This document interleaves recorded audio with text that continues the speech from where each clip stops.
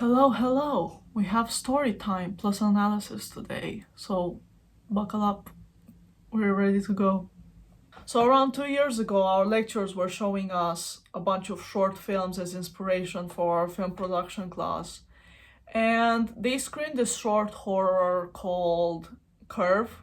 If you haven't watched it, it's 10 minutes long and it's available on YouTube. Please go and check it out. If not, I'll just say a little bit about it.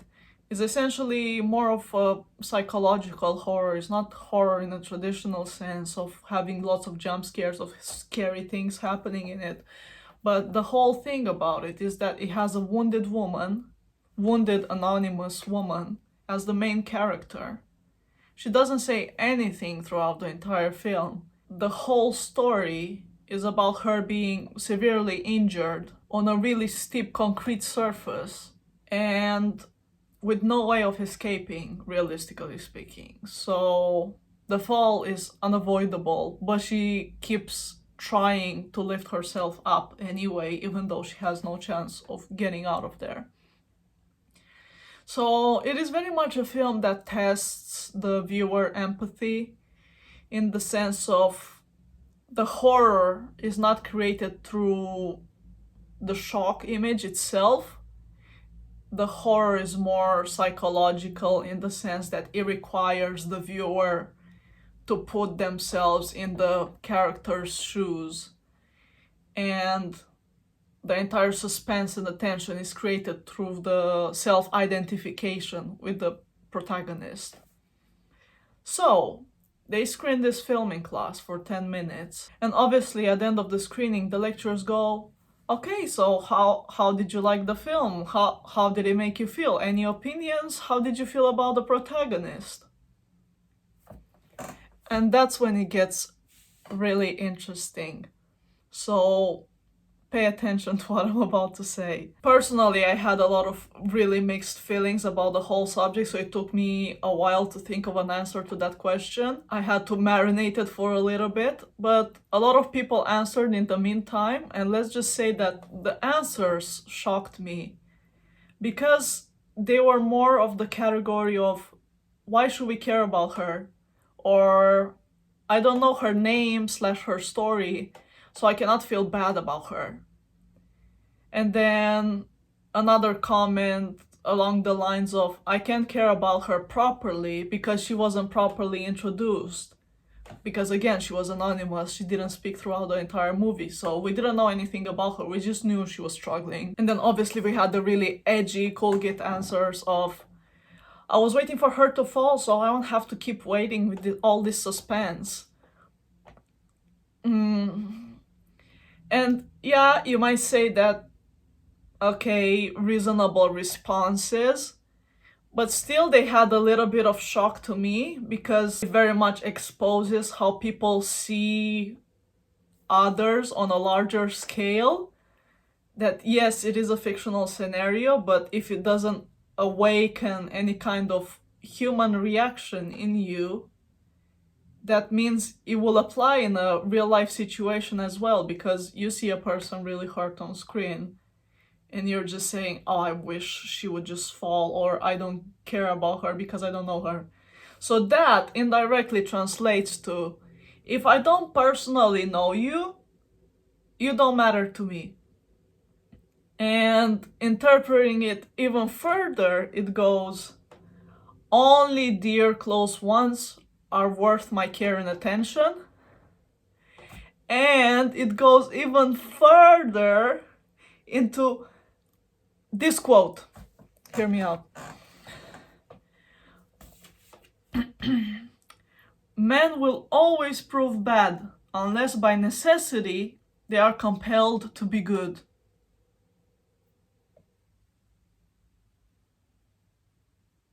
Let's sit with that for a second. Say it again. It's too good of a quote. I liked it for a while. So this entire conversation around the short film and whether or not you feel empathy showed up the character of lots of people and pretty much proves this entire point that goes around, which might seem a little bit pessimistic, but those people reacted like this, so it must be true to some extent. that if consequences are removed, and even more so if there is no witnesses around, most people will choose to harm than do good.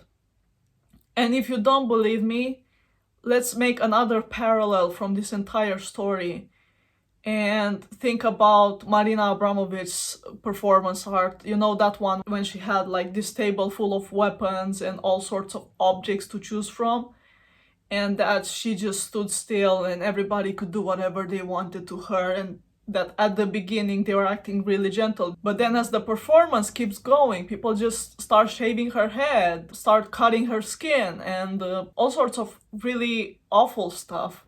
There was also a gun on the table that somebody picked up at some point. She was obviously in pain because she was tearing up during the performance. So it just makes you think how many people would actually treat other people with kindness and generosity while fully knowing that there's absolutely zero chances of getting anything back. Because let's just think about it. Those people said, we don't care about her because we don't know her. But what changes when you know somebody, really? You have an established relationship, you know each other. So essentially, every time you do something for somebody is more like a service that you're doing to get something in exchange at some point. You're not doing something good for the sake of doing it. You're doing something good in the hope that one day you might need help, and then this person will be right on hand and you'll be able to say, oh, I helped you that time, you should help me right now. Oh, I was good to you, I'm expecting something back. So yeah, it just makes you wonder how many of those good things that we're doing are really out of generosity and kindness alone rather than wanting to prove a point. And I think that's mainly the reasons why it's honestly so terrifying to think about homelessness or to think about your dear ones just going away. I feel like it's this kind of like socially reinforced idea that if you were to lose all the people you care about and you are in a really desperate situation, nobody will be there to help you because people only want to help people they know. Again, not because of good nature, but because they don't want to simply just give something away for the sake of giving it. They want to give something away with the thought that it is an investment for later. So yeah, my classmates' reaction really shocked me and their answers. And I just kept thinking, will anybody raise their hand and expose an opposing view? Because this is really sad if we just leave it at that, because nobody really mentioned that they would care about her. I raised my hand and I think I said something amongst the lines of, again, that this film exercises our empathy for strangers. And it's not the identity of the person that matters, it's the fact that we can see them struggling, and through the self-identification with the person alone, through the subconscious fear that we might one day be in a similar position, we should have this natural inclination to want to help another person. So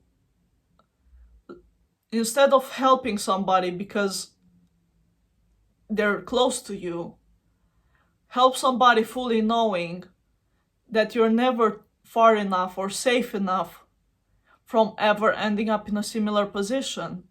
I feel the most empathy, honestly, to street performers and especially musicians, because my family lives off of music.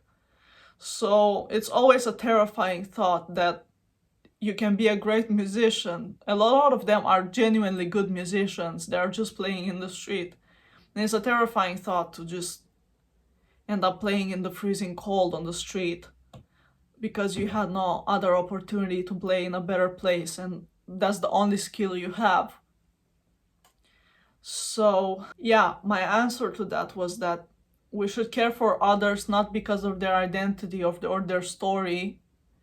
We should care about people for the simple fact that we're all equally vulnerable to disaster. we're all equally vulnerable to struggle and losing everything we have. A lot of people play this kindness card by supporting big social causes that a lot of the times don't even have anything to do with themselves directly. And whenever they encounter something directly, they just completely ignore it. So I'll say, yeah, support big social causes, things of international concern. But if you want to be a genuinely kinder person and be genuinely helpful to your community, help the people that you can genuinely help directly. You see a person on the street struggling, you try to help them. Give them some money, buy them a meal.